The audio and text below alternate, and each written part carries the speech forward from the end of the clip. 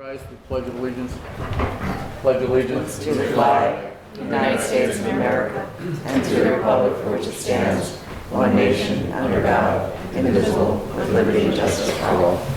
Almighty and everlasting God, who presides over all things in heaven and earth, come and preside over these deliberations so that those that make the decisions may be guided by your wisdom. Thank you. All right, Kath. Okay, we have one resolution on council's agenda. That's for the installation of a sign that will overhang the sidewalk right away onto the building located at 100 North Pennsylvania Ave, which is the old Chill Grill. Questions on that? Okay.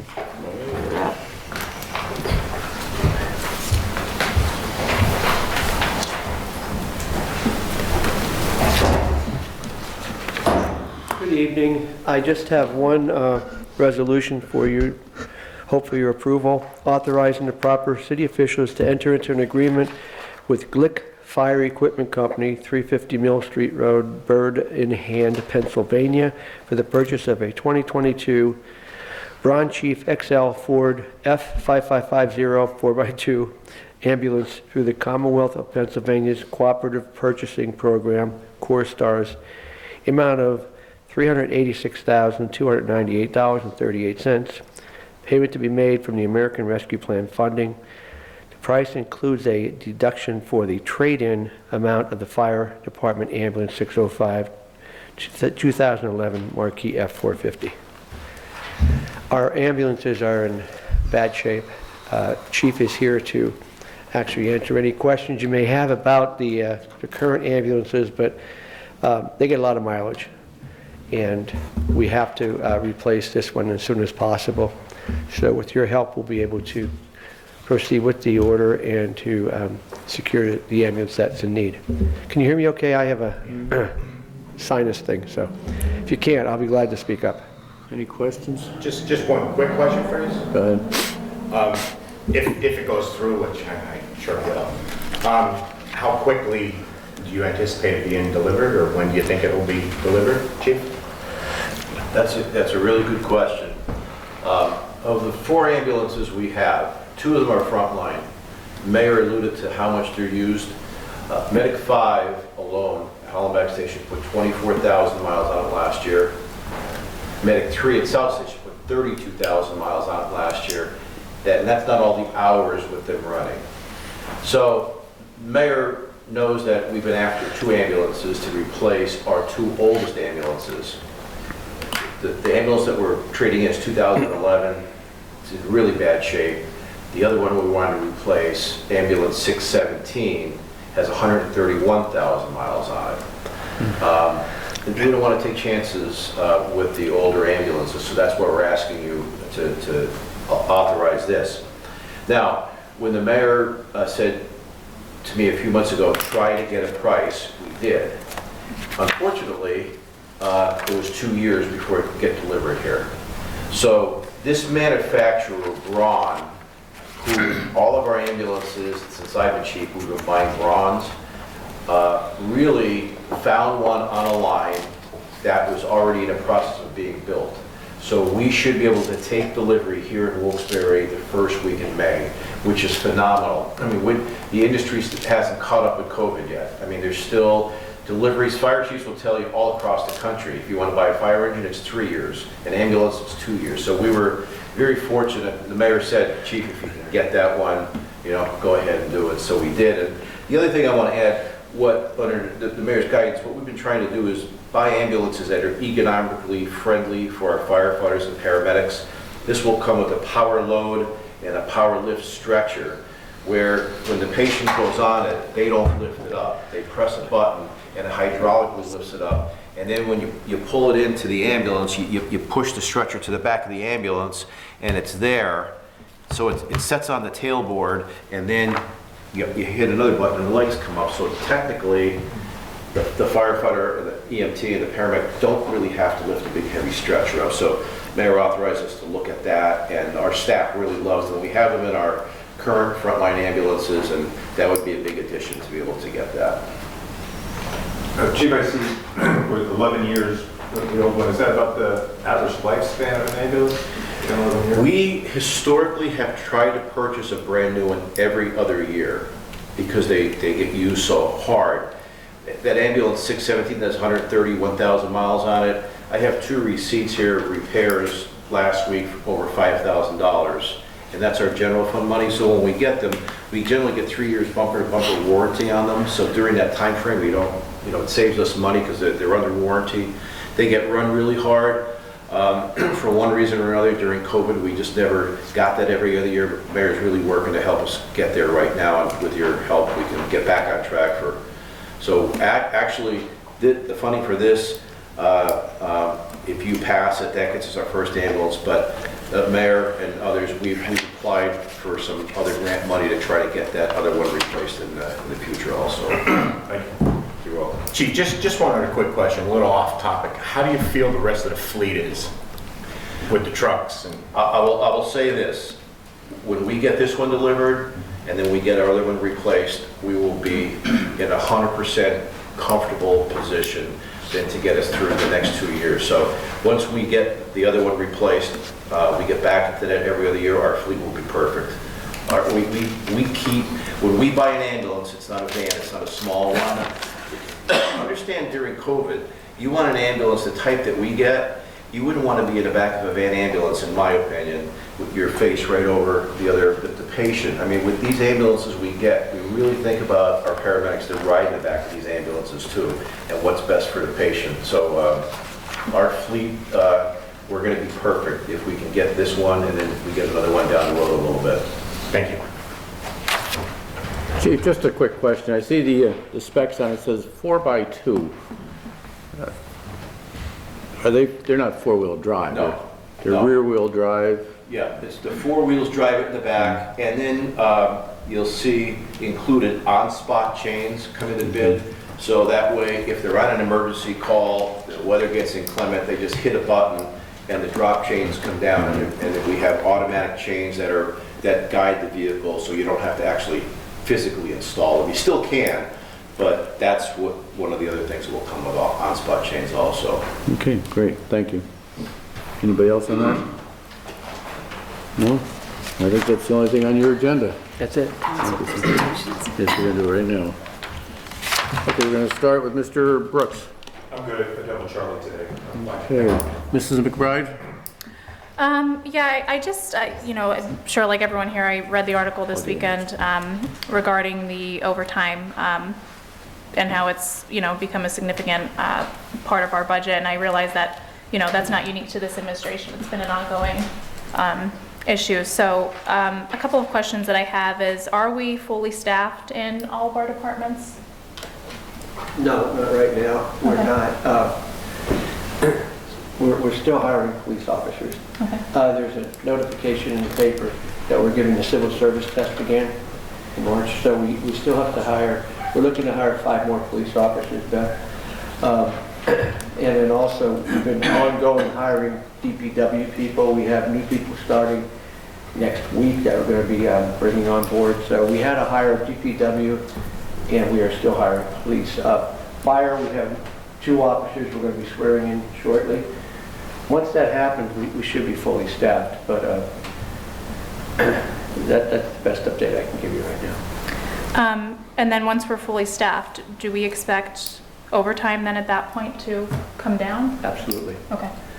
And I will share with you that we've been looking at some restructuring. Charlie has taken on another role I've asked him to do is to looking into overtime, and we still have replace Butch Ratty, okay, who we have to recruit for. We're recruiting for right now. But in the meantime, Charlie is looking at evaluating the overtime needs that we have in the different departments that were highlighted in the paper. Okay. And then I know, of course, that the collective bargaining agreements, we're limited in terms of what we can do. Would it be possible to institute some sort of a cap per individual for overtime? Is that even something that's been entertained at any point, or? No, that has not been part of any collective bargaining. The problem is, and I'll be honest Mayor, with could you. you speak into the microphone? I hate Oh, to stop you, sorry. but just for recording. One of the issues is the way overtime is being asked for. Okay, we have agreements and collective bargaining agreements where seniority takes it first. And you see some of the salaries that were highlighted, you know, they're high senior people. That would have been spread out over other people, but we don't have that ability to do that right now. So it aggravates the amount of money that showed for certain people's salaries because of overtime, but we can't spread it out. Can you hear me okay, Bill? Yes. Because of the agreements that are in place right now. And I can't get into collective bargaining negotiations or agreements, but there's some of the things that would attribute to the high numbers that you saw. But Charlie is doing a great job in looking to necessitate what overtime is needed. All right. Okay? Thank you. Sure. Thank you. Mr. Marconi? Yeah, Beth, I just want to thank you for asking about the overtime. I was going to ask as well. However, your questions were good enough for my answers. And thank you, Mayor, for the answers. Just one thing, Charlie, again, North Main Street in Johnson, the railroad tracks, still potholes. I don't know if we can do anything about it. The last, 3 meetings I asked about it, still not done. I don't know. I know we fill potholes in, are you talking about the tracks themselves? Because we can't do those. Well, we've done them, we've done them, I don't know, maybe 6 months ago, 7 months ago. I know we did have issues with them in the past, but the guys did fill them in.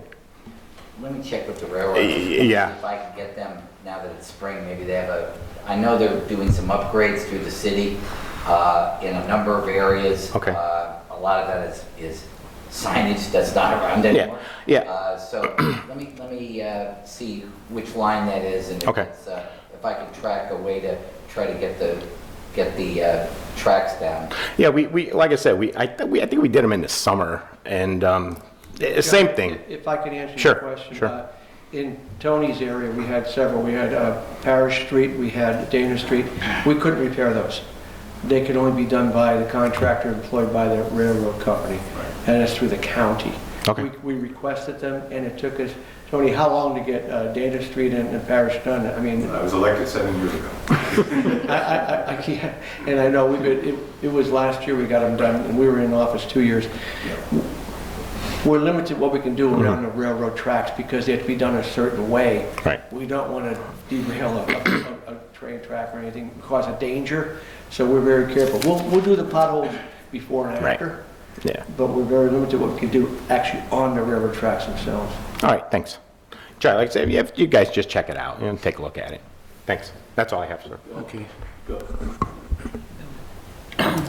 I have a comment too about the overtime. I'm glad to hear that you're going to look at restructuring and reorganization as well. But what I'm concerned about is the people's well-being.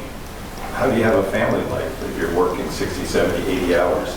How is your mental well-being? How is your health? Are you talking to your wife, and do you see your kids at night? That to me is a concern, that you're working way too many hours to enjoy the quality of life. Yeah, and I don't mean to take over your meeting, but I'm trying to respond to your questions. We've had several retirements this past year in the police department, which left voids. Okay, we have other, I don't want to say details, but other things that we have to fill. Okay, so there is overtime that's necessary. But with the officers that we're hiring, we have 11 new officers. Several of those, half of those are either in the police academy now or riding along with police officers to get their training. So now think about it, 11 new officers. There are voids that we had to have filled because of people leaving or people, not working, not here.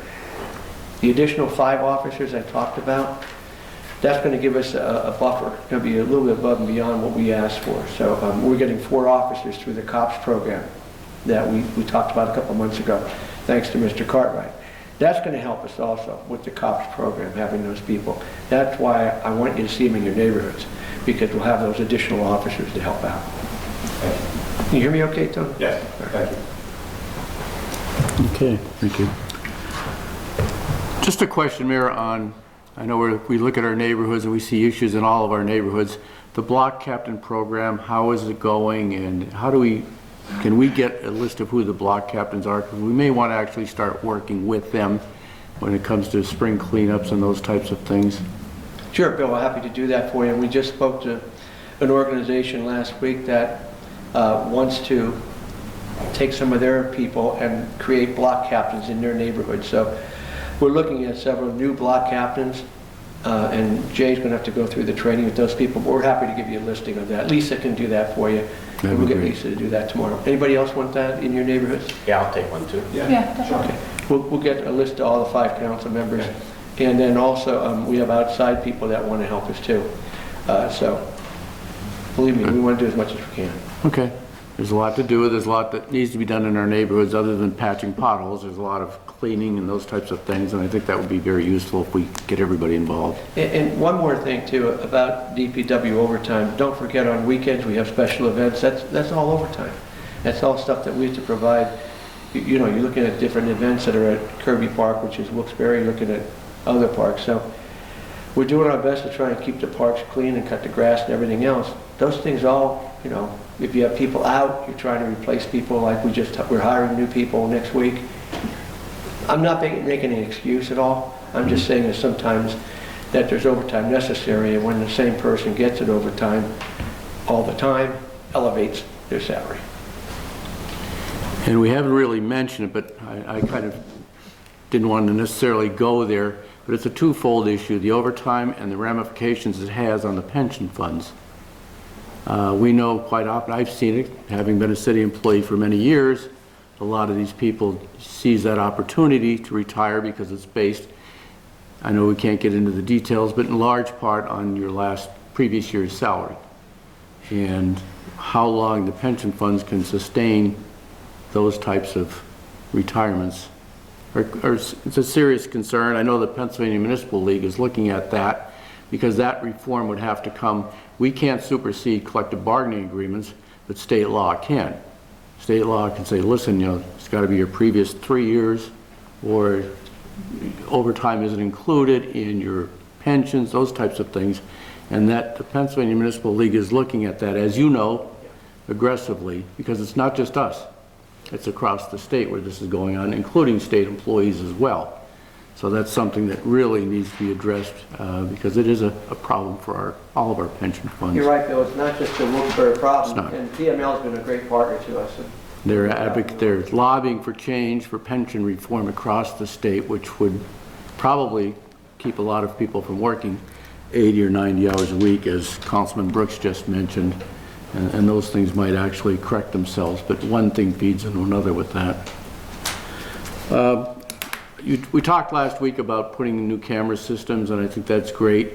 And it brought to mind, I came across something that, and I know we often do this, but dedicating a spot on the property for people that are selling something or buying something on the internet, where we have cameras focused on that particular area and signage in that particular area. And it might be something that we might want to consider doing, or meet with the chief on it as well. So oftentimes people are buying something on the internet and are afraid to meet with the buyer or seller, whatever the case may be. And if we have cameras focused on that particular area, I know that a lot of times people come into the police lobby, although that's even been secured lately, you just can't walk into the lobby.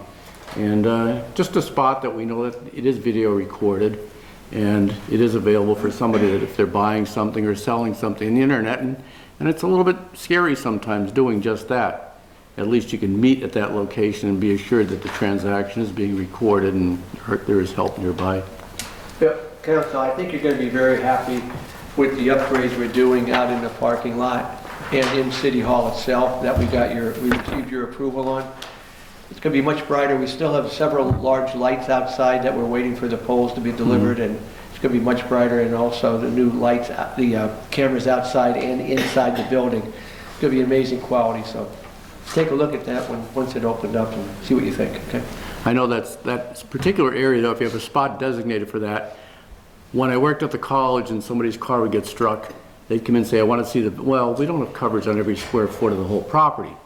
They think you saw everything, and you could just... It happened to me, Bill.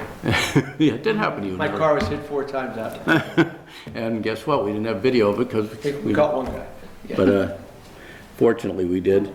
But I just thought maybe something like that would be a good thing if we can, it's just basically a camera focused on a specific Be area. interested to see your response once you see we'll show you some video and see what you think. It looks 110% better right now, just with what you do have out there. Last thing, 129 Scott Street, I was gonna get pictures of it, Charlie, but I didn't. And the chief is aware of it. It's the former Don Casper's watering hole building, which half the roof is in the parking lot and out on the street, and holes are there and everything, and It's on our demo. It is on your demo? Yeah, it's on, Yeah. it's waiting for HUD approval. that's wonderful. Yeah, I'm that's concerned ready- about, Ready to go as soon as we get HUD approval on OCD. It looks I know like it's ready to sent go, down. yeah. No, it takes, they gotta approve it, and then we can proceed with it. that's great. I wasn't aware of that, but I'm glad it is. We have the money to build it, tear it down. That's great, wonderful. That's all I have. Anybody else? Anything? No, thank you, guys, and we'll see everybody on Thursday. Beth, I never would tell you the story you came out of that when you told me. Next week. You know, I'm getting sick of hearing it. I mean, the equipment's there, but I feel bad coming to you all the time. But